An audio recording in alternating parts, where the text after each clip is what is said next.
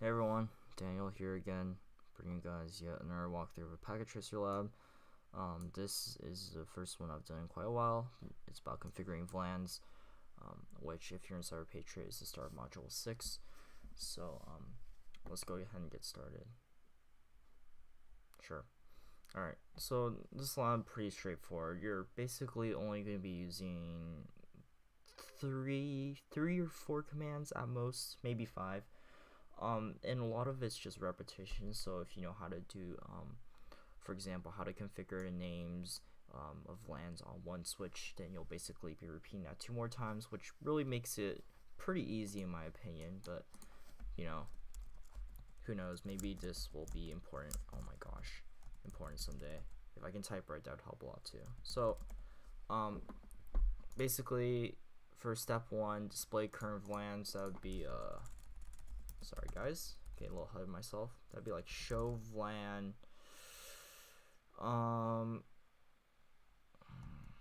Show VLAN would work. You could also do show VLAN brief.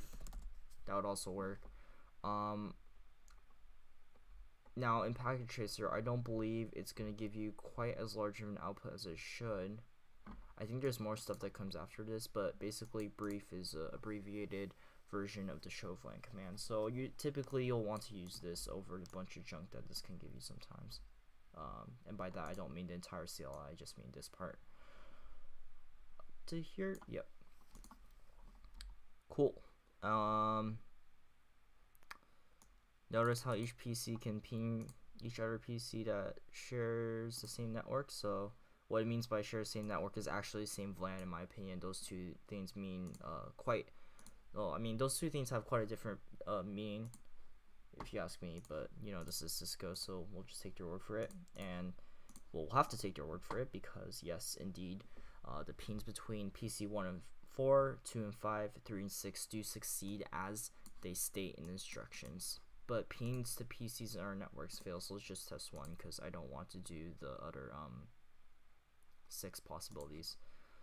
So you can see here that it fails if we send it from 1 to 5 instead, which should be good. That means VLANs are configured, or at least they should, and we will configure them. So the benefit that configuring VLANs will provide to the current configuration is that it's going to allow you, the admin, or the network admin should I say, to put PCs into different logical domains without having to buy separate switches. And this is packet tracer, so switches don't really cost any money, or like pretty much anything doesn't cost money in packet tracer, just your time when you download it and when you work on it. But when you are able to distinguish PCs in the same network yet are in different networks because of VLANs, that's what helps save a lot of money. It helps save your time as an admin because you don't have to connect people in different departments, let's say, to different switches in order for them to have the proper amount of access that they would need. So that's just the benefit of configuring VLANs, not only for this current configuration, but just for configuring any network with VLANs in general. It just helps you gain a greater amount of organization without having to buy more stuff like switches and routers and make the network even more complicated. Alright, so with that said, let's finally get into the actual part of the packet tracer lab. Create name VLANs on S1. So in order to create a VLAN, you're going to have to use the command VLAN and a number, which is going to be 10. To name a VLAN, you're going to have to use the command name and then what the name of the VLAN is going to be, which in this case will be faculty staff. Excuse me, I cannot talk. To jump to another VLAN, all you have to do is just type VLAN and then the number of the next VLAN. You don't have to run the exit and then type VLAN again. In my opinion, that's just wasting your time, and time is precious. In this case, the name of the VLAN would be students instead of faculty staff, so we'll go ahead and press enter.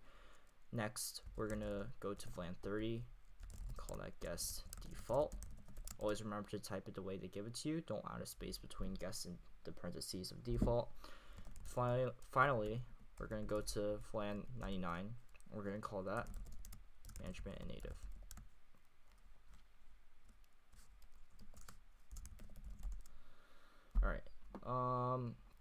it just told us to configure this on S1. We will have to do it on S2 and 3, but let's go ahead and do it in order they want us to. So they want us to verify the VLAN configuration, which command will only display the VLAN name, status, and associated ports on the switch. Well, I just showed you guys up here the two different types of commands you can use to show the VLANs. You might think that they both do the same thing, but in VLAN brief, what am I talking about? Show VLAN brief is actually the command that will only display the VLAN name, as we can see here, which is like default or fitted default, status, active, not active, whatever, and associated ports, which are all of these. Whereas if you look at show VLAN, it's got this whole bunch of bridge stuff down here that you probably won't need to know about unless you're configuring a more complex type of VLAN network or VLAN networks. So yeah, typically you're just gonna be better off using this command. That's pretty much the only reason why I would consider putting this question inside the packet tracer lab, besides having general knowledge of knowing it during a competition. With that said, it does ask us to do the same on the other two switches, so I will go ahead and do that. Hopefully it doesn't need an explanation, and hopefully my horrible typing doesn't need explanation either.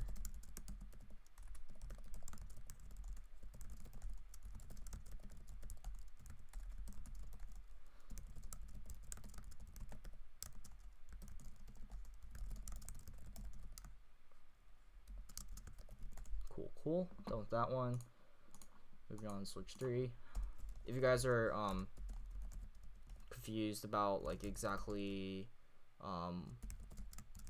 why you can't name a switch on, like, let's say in VLAN 10 instead of just VLAN config VLAN, I would say the reason for that is because when you're going into inflan, that's more like in the case of switches like these, that's gonna be more for like IP address stuff, whereas when you go into VLAN configuration mode, it gives you the ability to make it more personal, like the ability to name it or to add descriptions to it, I think. Let me check after I finish typing this. Native. Okay, so you cannot do a description in VLAN, I believe, since it's not on here, and I know it's in packet tracer somewhere. But basically, the whole point of VLAN, more or less, is to just name the VLAN. Just make sure that you know what it is. And I just realized I didn't really answer the question of why it's only on VLAN, but my answer to that is just because Cisco made it that way. That was a really terrible answer, actually. Okay, moving on. Verifying the VLAN configuration. So we're gonna go ahead and end show VLAN brief. So we can see here that we have now created these 4 VLANs. They're now active and they have the names according to what we set them to be, which is good. So let's go ahead and do the checks on other 2 switches, even though I really don't want to. So yep, 10, 20, 30, 99, all active, good. Finally, switch 3 and 10, 20, 30, 99. So that's good.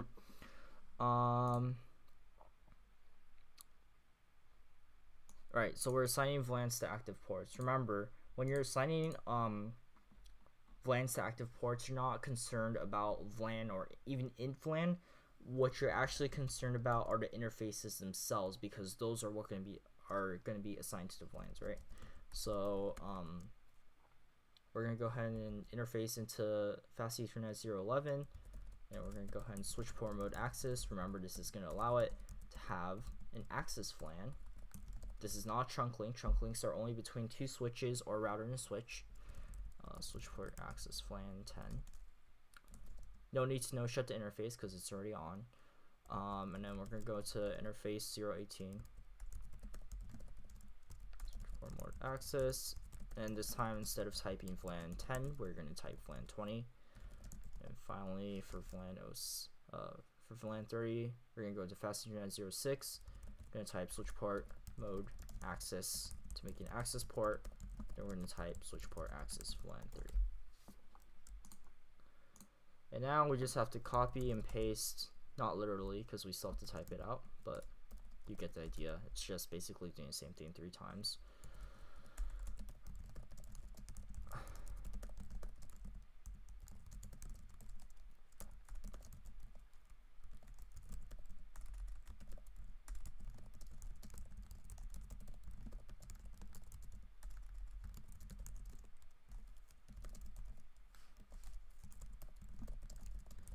Okay, so after this there should be one more to do and we should be good. And I don't know why I just type mode again. VLAN 3.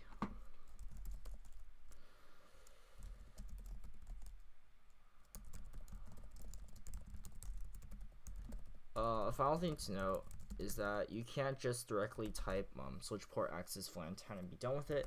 If you do, let's see if I can get that. VLAN 20. Are these all? I'm just making myself look stupid now. Okay guys, it's a good habit to put switch port mode access before you put switch port access VLAN. I actually thought you had to enter switch port mode access beforehand, because that's the way the modules taught us to do it. But oh man, just learned something new today, and I'm still typing switch port mode access because that's how I've learned to do it.